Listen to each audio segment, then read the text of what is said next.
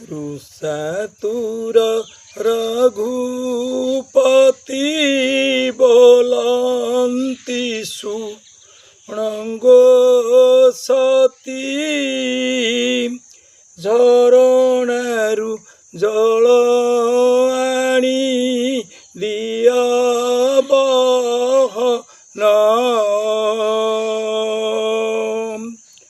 ଲକ୍ଷ୍ମଣ ବୋଲନ୍ତି ଭାଇ ମୁଁ ଯାଉଛି ନୀର ପାଇଁ ସତୀର କୋମଳ ପାଦ କରୁ ବିଶ୍ରାମ ନ ମାନିଲେ ସୀତା ସୁନ୍ଦରୀ ନ ମାନିଲେ ସୀତା ସୁନ୍ଦରୀ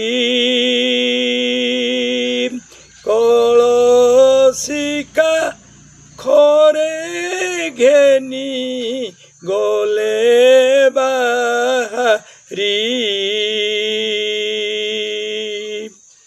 ବନ୍ଧୁଗଣ, ମୋତେ ଥରେ ଗୋଟେ ଶ୍ରୀରାମଚରିତ ମାନସ ପାରାୟଣରେ ମୁଖ୍ୟ ଅତିଥି କରାଯାଇଥିଲା।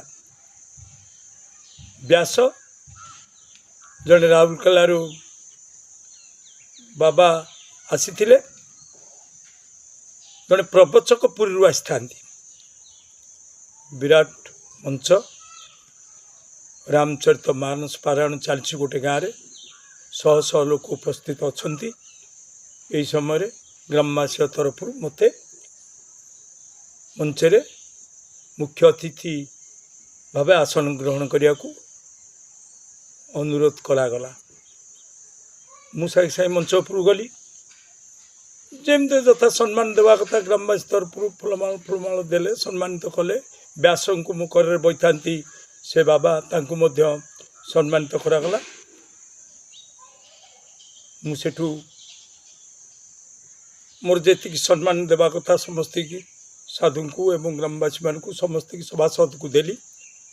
ଦେଇସାରିଲା ପରେ ମୁଁ କହିଲି, ଯେହେତୁ ମୋତେ ଆଜି ଶ୍ରୀରାମଚରିତ ମାନସ ପାରାୟଣରେ ଗୋଟେ ମୁଖ୍ୟ ଅତିଥି କରାଯାଇଛି, ମୁଁ ନିଶ୍ଚୟ ରାମାୟଣରୁ କି ଅଂଶରେ ଜାଣିଛି ସେଠି ଉପସ୍ଥାପନ କରୁଛି। ଆଗରେ ସବୁ ମ୍ୟୁଜିକ୍ ପିଲାମାନେ ତଳେ ବସିଥାନ୍ତି।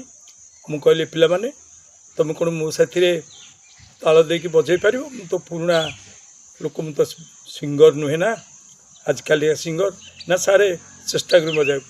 ତାପରେ ମୁଁ ଏଇ ଶ୍ରୀରାମଙ୍କର ବନବାସ ସମୟର ଏଇ ଗୀତଟି ପାଠ କରିଥିଲି। ଯାହା ହଉ ପିଲାମାନେ ଭଲରେ ବି ବଜେଇଲେ, ଭଲ ହେଲା।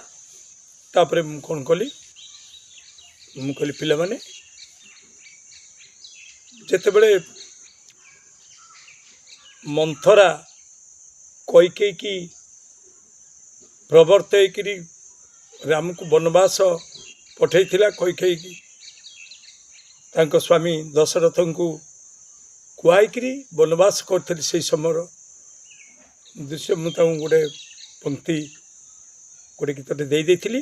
ପିଲାମାନେ ବଜେଇଥିଲେ। ସେଇଟା କ'ଣ ହେଲା? ତୁମଲୁ ନାହିଁ ଲୋ ମନ୍ଥରା ବୁଢ଼ୀ, କାହିଁ ଥିଲୁ ଲୋ ମନ୍ଥରା ବୁଢ଼ୀ, ତୋର କୁଜରେ ଲଗାଇ ଯମ ଦଉଡ଼ି ନେଲା ନାହିଁ ଯମ ଭିଡ଼ି, ତୋର କୁଜରେ ଲଗାଇ ଚମ ଦଉଡ଼ି ନେଲା ନାହିଁ ଯମ ଭିଡ଼ି, କାହିଁ ଥିଲୁ ଲୋ ମନ୍ଥରା ବୁଢ଼ୀ, ତୁମଲୁ ନାହିଁ ଲୋ ମନ୍ଥରା ବୁଢ଼ୀ, ଏ ଦଶରଥ ରାଜା କ୍ଷୀର ଦେଇ ତୋତେ ବଞ୍ଚେଇ ରଖିଥିଲେଟି, ଅସଲ ବେଳରେ ଚୋଟ ମାରିବାକୁ ବାହାରିଲୁ ଫଣା ଟେକି, ତୁମଲୁ ନାହିଁ ଲୋ ମନ୍ଥରା ବୁଢ଼ୀ, କାହିଁ ଥିଲୁ ଲୋ ମନ୍ଥରା ବୁଢ଼ୀ, ତୋର କୁଜରେ ଲଗାଇ ଚମ ଦଉଡ଼ି ନେଲା ନାହିଁ ଯମ ଭିଡ଼ି, କାହିଁ ଥିଲୁ ଲୋ ମନ୍ଥରା ବୁଢ଼ୀ, ତୁମଲୁ ନାହିଁ ଲୋ ମନ୍ଥରା ବୁଢ଼ୀ। ରାମାୟଣର ତ ଅନେକ କଥା ଅଛି। ମୁଁ ଭାବିଲି, ମୁଁ ଯଦି ସବୁକିଛି କହିଦେବି କିଛି ଅଧିକା କିରି, ତାହେଲେ ଯେଉଁ ପ୍ରବଚକ ଆସିଛନ୍ତି ଶହ ଶହ ଲୋକ ତାଙ୍କୁ ଅନେଇ ବସିଛନ୍ତି ତାଙ୍କ ମୁହଁରୁ କିଛି ଶୁଣିବା ପାଇଁ। ତେଣୁ ମୁଁ ଟିକେ ଟିକେ ଏଠୁ ସେଠୁ କି ଡେଇଁକିରି ପଦେ ପଦେ ଗାଇଦେଲି ଶ୍ରୀରାମଙ୍କର ଗଙ୍ଗାରେ ନୌଯାତ୍ରା ବିଷ୍ଣୁପଦ ଇକାର ଭେଦ ଶବଦ ତରଣୀରେ ଗତାଗତ ତହିଁ ଉଚିତ ବିଶାରଦ ସେ ସାମତ ମତରେ ଦାସ ସୀମିତ ଡାକୁନ ଶୁଣତେ ରଘୁନାଥ କଥିତ ବିଷଧର ପ୍ରାୟ କତୁ ହୋଇ ବେଳେ ନେତ୍ର ଢାଳି ଶୁଣ ଉଦାର ନୁହଇ। ଟିକେ ଟିକେ ଆପଣମାନେ କହିଦେଉଛି। ତାପରେ ଦେଇଥିଲି ବଧିର ନୁହଇ ବୀର ବୋଇଲା ତହୁଁ ଧୀବର ଶୁଣିଲିଣି ପଥରେ ପଥର ଅବଳା ବାଲି ପଡ଼ି ତୋଚରଣୁ ଆଶଙ୍କା ଉପୁଜେ ଏଣୁ ନୌକା ନାୟିକା ହେଲେ ବୁଡ଼ିବ ବେଳା ବୃତ୍ତିଏ ମୋ ପୋଷେ କୁଟୁମ୍ବ ବସାଇ ନ ଦେବି ପାଦ ନ ଧୋଇ ନାବ। ସେଥିରୁ ଗୋଟେ ପଦେ ଦ୍ୱିପଦ ଗାଇଥିଲି। ତାପରେ ଯେତେବେଳେ ହନୁମାନ ଯାଇକି ଲଙ୍କାରେ ପହଞ୍ଚି ଯାଇଛି ସେହି ସମୟରେ ସୀତା ଦେବୀ ଅସୁରୀମାନଙ୍କ ଗହଣରେ ଅଛନ୍ତି ଅଶୋକ ବନରେ।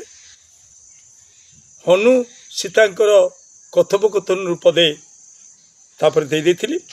ଟିକେ ପଦେ କହିଦେଉଛି ସମୟ ସାପେକ୍ଷ। ଶିଶୁପା ବୃକ୍ଷର ଡାଳେ ହନୁ ମନେ ମନେ ଭାଳେ ନିଶ୍ଚୟ ଜାନକୀ ଜନକ ନନ୍ଦିନୀ ଦେଖିଲ ବେନି ଡୋଳେ କି ଭାଗ୍ୟ ବଳେ ଦେଖିଲ ବେନି ଡୋଳେ ସୁଖିଛି ଚନ୍ଦ୍ର ବଦନ ନିରତେ ନିରଲୋଚନ ତେବେ ହେ ଶୋଭାକୁ ଉପମା ଦେବାକୁ ନାହିଁ ନା ତିନି ଭୁବନ ନାରୀ ରତନ ନାହିଁ ନା ତିନି ଭୁବନ। ଏଥିରୁ ପଦେ ଦୀପଦ ଶ୍ରୀରାମଚରିତମାନସ ବିଷୟରେ ପାରାୟଣରେ ମୁଁ ଗାଇଦେଲି ବା କହିଦେଲି। ତାପରେ ଆହୁରି ତ ଅନେକ କଥା ଅଛି। ଶ୍ରୀରାମ ସବରୀ ଭେଟ ବହୁତ କଥା ଅଛି। ସବୁଗୁଡ଼ା କହିଲା ବେଳକୁ ତ ସମୟ ପାଇବନି। ତାପରେ ପ୍ରବଚନ ଗାଇବି। ତେଣୁ ମୁଁ ଯତ୍କିଞ୍ଚିତ ଶ୍ରୀରାମଙ୍କ ବିଷୟରେ ଉପସ୍ଥାପନା କରି ମୋର ବକ୍ତବ୍ୟ ସାଙ୍ଗ କରିବାକୁ ବାହାରି ପଡ଼ିଲା ବେଳେ ମୁଁ କ୍ଷମା କରିବେ ଯେତେବେଳେ ମଞ୍ଚରେ ଚଢ଼ିଗଲି ମୋର ମନେ ପଡ଼ିଗଲା। ମୁଁ କହିଲି ଆରେ ରାମଚରିତ ମାନସ ପାରାୟଣରେ ବିଭିନ୍ନ ଶ୍ଲୋକ ତ ମୁଁ ଜାଣିଛି।